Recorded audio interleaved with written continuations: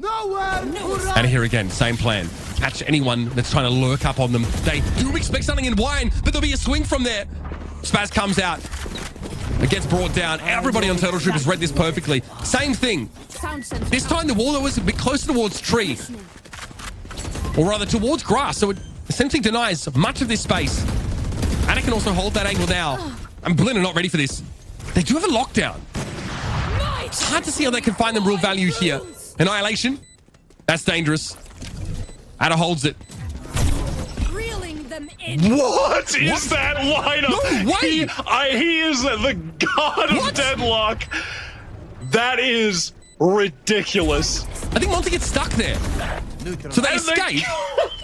Sorry, did that ricochet? What am I watching? Acho que é isso. Aqui arrumamos, né? Porque eu sou preguiçoso.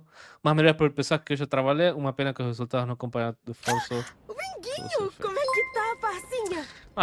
Na bosta, mano. Tipo assim. Olha, ele não entendeu eu acho que o Quick foi muito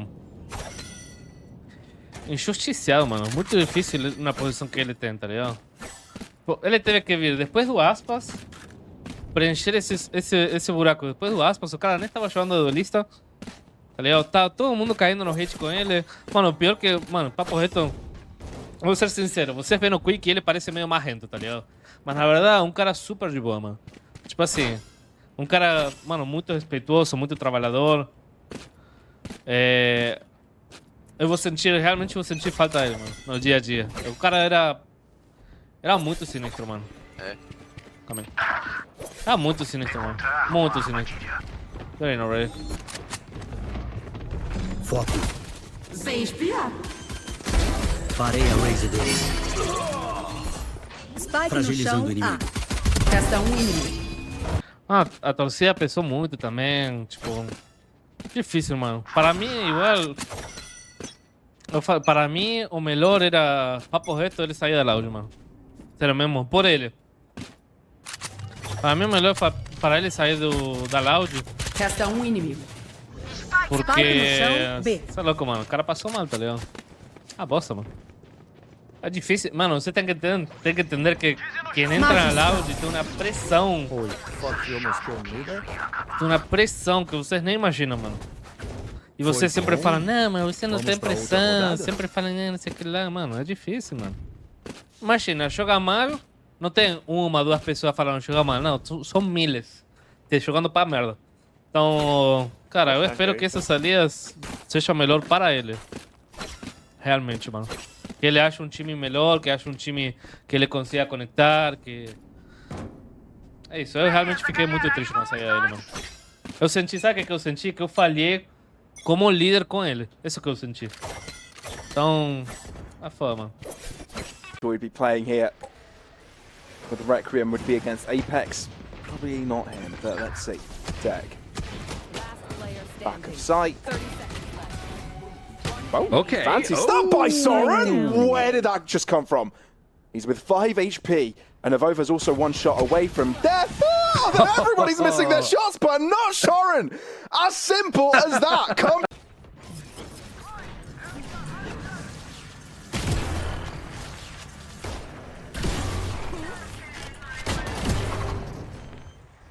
Good man.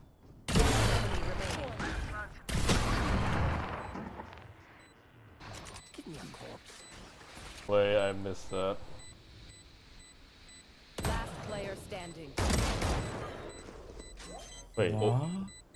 I just killed 4 instantly.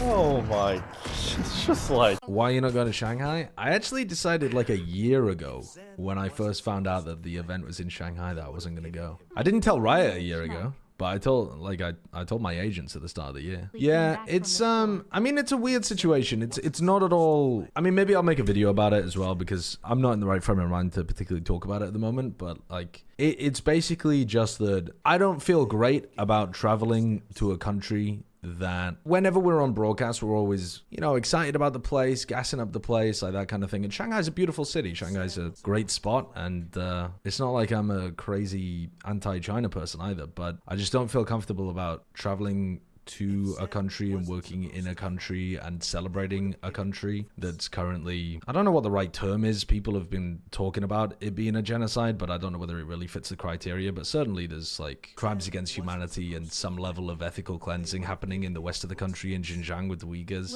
And that just, I know that at the end of the day, like I'm working for Riot, who are owned by a Chinese company anyway. But yeah, I think to me that just crosses a line for me personally. So yeah. But like I said, I mean, it's not a cut and dry issue. It's not something where, it's definitely something that I was going back and forth about, because again, you're traveling there to work for a large corporation. It's not like the Saudi issue where everything is centralized in one huge power dynamic where only the government has control. China is such an unusual country because the government does have enormous control over a lot of aspects of people's lives, but it's also a very hyper-capitalist country, and the tech companies, I mean, Tencent in particular, is actually in some way in a bit of an antagonistic relationship with the governing party at the moment, and not just at the moment, but like over the last few years. It's not like it's not like the Saudi situation where you're going over there and just working for literally the people who are committing atrocities. It's much more complicated than that. And again, I might do a video on it or something, but yeah, for me, I just felt uncomfortable about it. Didn't feel like it was something I wanted to do, especially when I haven't really had an opportunity to talk about this on stream because it hasn't really intersected with esports in any way. But I've been following the war in Gaza for months and months and months and months. When the death toll was half the amount that it was now, I was trying to get involved in action to try to support it however I could. And it's horrendous. And I think it would just feel, yeah, it's not like China's involved in that crisis in any way to the same degree that like the United States is, for example. But it's a particularly bad time, I think, to be ignoring systemic persecution of people. But yeah, it's very complicated. Much more. The reason that I made the video about Saudi Arabia is it's not complicated. It really isn't. And I mean, to me, the situation in Israel and Gaza is not complicated either. But yeah, what's going on in Xinjiang isn't, but the involvement with regards to like me traveling there to work is more tangential and therefore not exactly cut and dry.